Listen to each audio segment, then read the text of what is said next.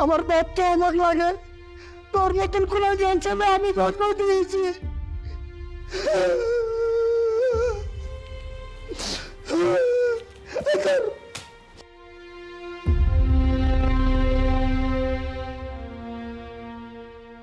ভাইয়া আমি চলে যাচ্ছি, আর বাঁচতে পারলাম না।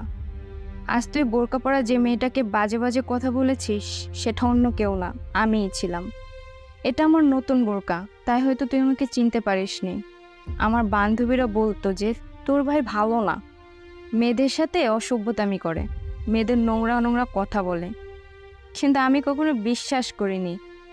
আমার বান্ধবীদের সাথে অনেক ঝগড়া করছি। আমি ওদের বলতাম আমার ভাই একজন ভালো মানুষ,